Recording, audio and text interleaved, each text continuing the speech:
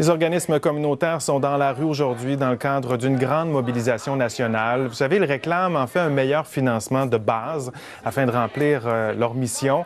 En entrevue ce matin à nos collègues C'est pas trop tôt en Estrie, il y a la ministre déléguée au ministère de la Santé et des Services sociaux, Lucie Charlebois, qui a reconnu la valeur du travail des organismes. Elle convient que son gouvernement doit bonifier son aide, mais que la population doit faire sa part. Si les organismes communautaires tiennent à avoir du financement dans leur propre communauté, c'est donc dire que la communauté ne sont pas derrière eux autres. Moi, je me pose des sérieuses questions parce qu'il y a un financement qui peut être fait en partie par le gouvernement et on fait notre travail, il faut faire mieux. Mais ceci étant dit, c'est pas vrai que tout le financement doit provenir du gouvernement. Et Guylaine, les organismes communautaires ont réagi aux propos de Mme Charlebois. C'est un rappel inutile, selon eux, des doutes qui ne sont pas fondés, puisque, disent-ils, les organismes communautaires sollicitent déjà beaucoup la population, qui répond bien.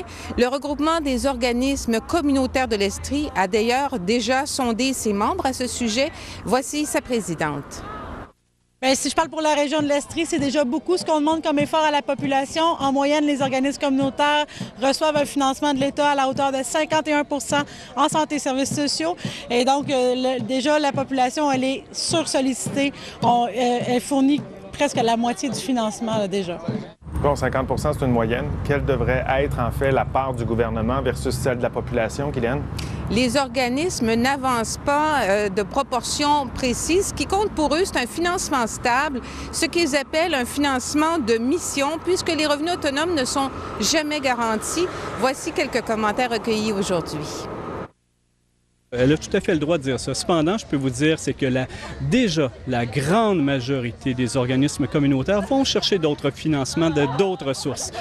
Là, je pourrais vous parler spécifiquement de notre organisme. Nous, le financement à la mission ne représente à peine 20 % de notre financement. La réalité, c'est qu'on a des déficits envisageables d'année en année qui remettent en question la stabilité de l'équipe en travail de rue à Sherbrooke. Les groupes communautaires débordent de demandes.